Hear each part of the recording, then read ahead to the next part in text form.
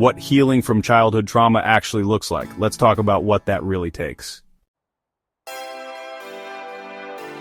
You want to heal, to feel better, to move on. But here's the truth, healing doesn't start with fixing, it starts with noticing. Noticing the moment you apologize for something that wasn't your fault. Noticing when you shrink in a room full of people. Noticing how your voice gets quieter, when what you really want is to be heard. You don't have to fight the reaction. You don't have to force yourself to do the opposite, you just have to see it. That moment where your stomach tightens when someone raises their voice, that hesitation before you ask for help, that urge to explain yourself when no one asked for it. Those are not personality flaws, they're patterns. And the first step is to stop calling them normal. Because what you've normalized, you can't interrupt. And what you can't see, you keep repeating. This isn't about digging through the past. It's about tracking how the past moves through you now. When you notice the reflex, you create space, a tiny pause between the trigger and the automatic response. That pause is the beginning of freedom. You don't need to do anything in it yet, just let it exist. Let yourself feel what comes up without judging it, without fixing it, without rushing to be better, because the part of you that's still reacting isn't broken, it's unprocessed, it's still trying to protect you. And the most powerful thing you can do at first is simply recognize it gently, without shame. That's the work before the work. Before we keep going, tap the like button if this is landing for you. And if you want more grounded, real videos like this, hit subscribe.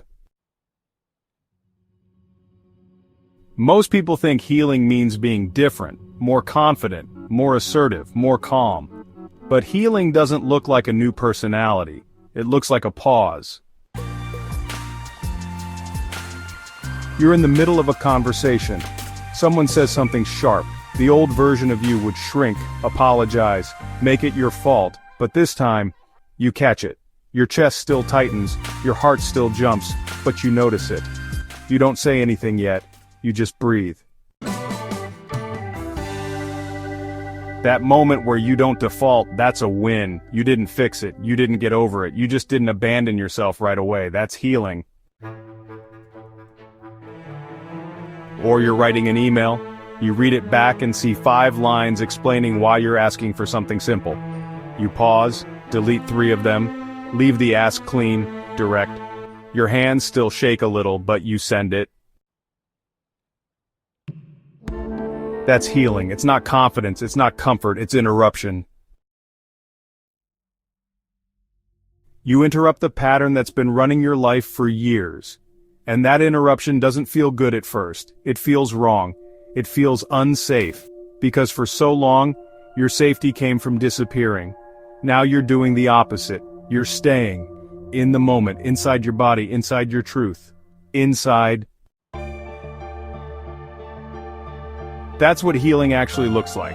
Not a performance, but presence. Not a new version of you, but a version that's no longer reacting from fear.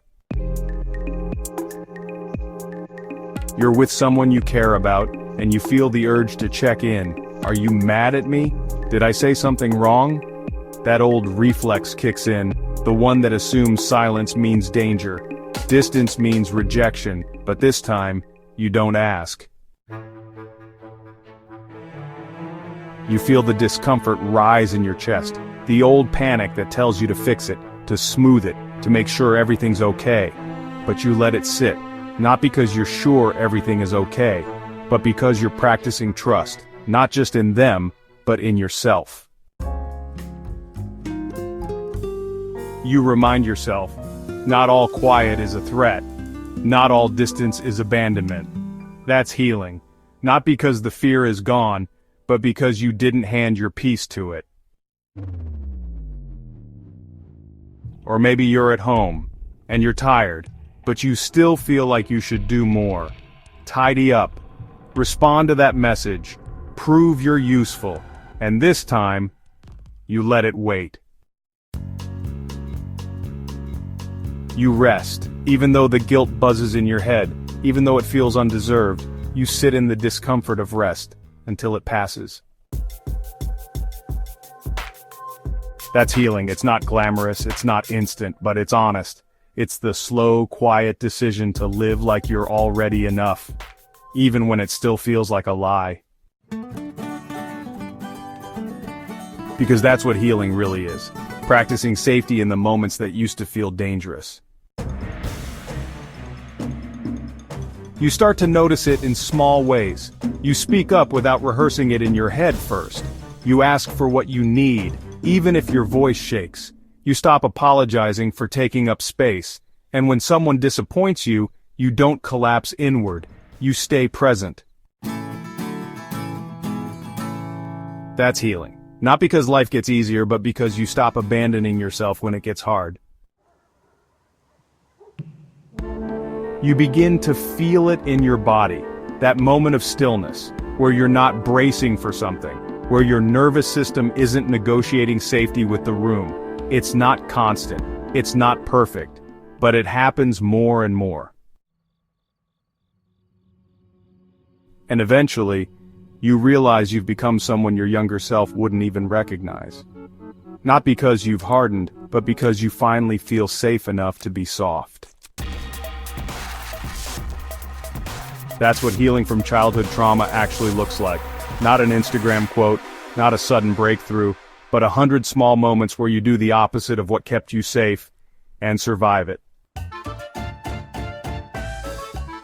If this gave you something real to sit with, like the video so more people can find it, and if you want more honest, no-fluff videos like this, hit subscribe. The videos on this channel are for educational and entertainment purposes only. They do not constitute medical, financial, business, legal, or lifestyle advice. Always consult with a qualified professional before making changes to your health, finances, legal situation, or personal routines. Do your own research before making monetization decisions. The views expressed are based on publicly available research and emerging technologies at the time of publication, and may change over time.